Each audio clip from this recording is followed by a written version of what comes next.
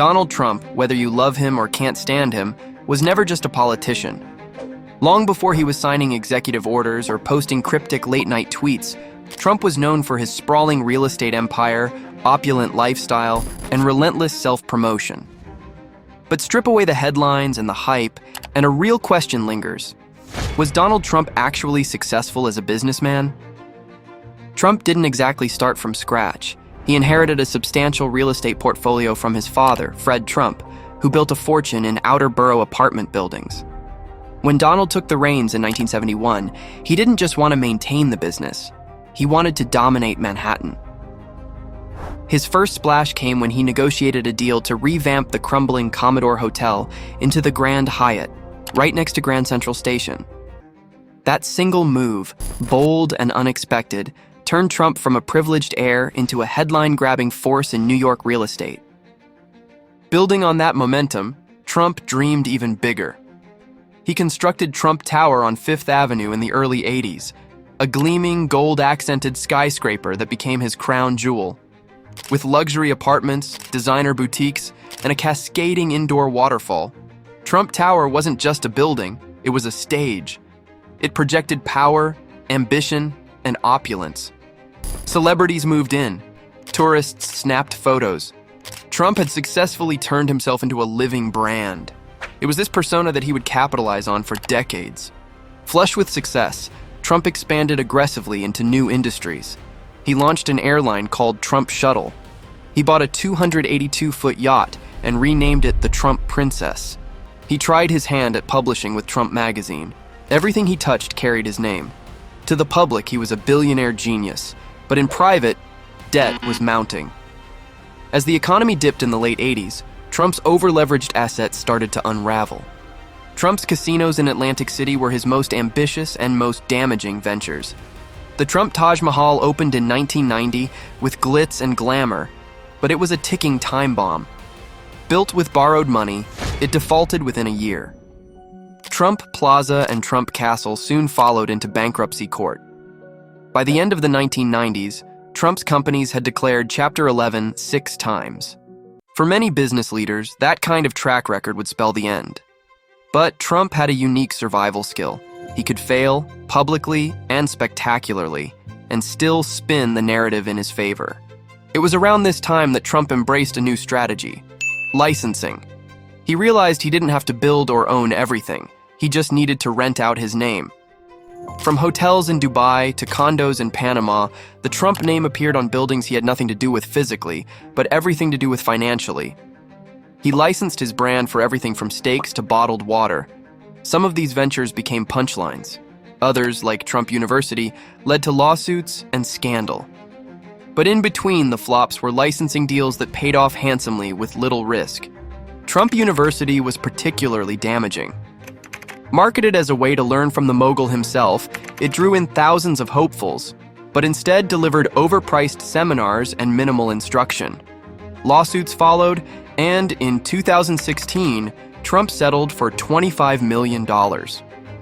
Critics pointed to this as proof of a business model built more on hype than substance. But Trump's defense remained the same. He wasn't selling products. He was selling access to a winning formula, and many people kept buying. In 2004, Trump became a TV star. The Apprentice debuted on NBC and catapulted Trump into a new kind of fame. Every week, millions tuned in to watch contestants compete in business-themed challenges. Trump sat at the center of it all, judging performances and firing the weakest link. The show painted him as a shrewd decision-maker and savvy executive, even as his real-world business empire was recovering from years of financial turbulence. He reportedly made more than $200 million during the show's run, and it helped redefine him for a new generation, not just as a businessman, but as a brand of authority. While Trump was building his TV image, investigations quietly revealed cracks in the foundation. In 2020, the New York Times published a bombshell report. Trump had paid just $750 in federal income taxes in 2016 and again in 2017. The article uncovered years of aggressive write-offs and debts, totaling over $400 million. Trump dismissed the report as fake news, but it reopened debates about the legitimacy of his wealth. Was he a financial wizard, or just someone who knew how to manipulate the system?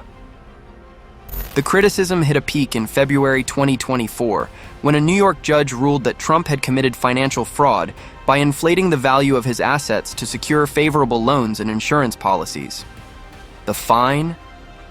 $354 million. But the ruling went further. It barred Trump from running any business in New York for 3 years. This wasn't just a fine. It was a direct hit to his brand, his ego, and the city where he built his identity. Still, as always, Trump found a way to bounce back. As of April 2025, Forbes listed his net worth at $5.1 billion. How? His social media platform, born out of bans from mainstream outlets, found a lucrative audience. He monetized it with ads, partnerships, and even tokenized rewards. Combine that with well-timed investments in cryptocurrency, and Trump managed to rebuild his fortune in an entirely new arena. Whether by luck or instinct, he had once again adapted. And here's what makes Trump's business career so unusual. He didn't just survive crises, he often came out stronger. Each controversy, each lawsuit, each headline seemed to reinforce his image as a fighter. Supporters saw a man who defied the system and won. Detractors saw someone gaming the system and skating by. But both sides agreed on one thing. Trump never stayed out of the spotlight for long. So, was Donald Trump successful as a businessman? If you're looking for flawless balance sheets, consistent profits, and zero drama, the answer is no. Trump's journey is filled with bankruptcies, controversies, lawsuits, and more than a few spectacular failures. But that's only half the picture. The other half is about branding, resilience, and reinvention. Trump didn't just survive, he thrived in chaos. He turned his name into currency. He dominated media cycles. And even when his business empire wobbled, his brand power stayed strong. In many ways, he built a business empire on attention, turning headlines into dollars and scandals into marketing. At the end of the day, Trump redefined what success in business looks like, not by playing it safe, but by taking massive risks and bouncing back when they blew up in his face. He may not be the most conventional success story, but he's undeniably one of the most fascinating. And in a business world increasingly defined by influence, perception, and digital presence, that might be Trump's biggest success. He wasn't just playing the game, he was changing the rules as he went. Love him or hate him, Trump turned himself into a global business brand. One tweet, one building, and one headline at a time. If you enjoyed this video, please like and subscribe.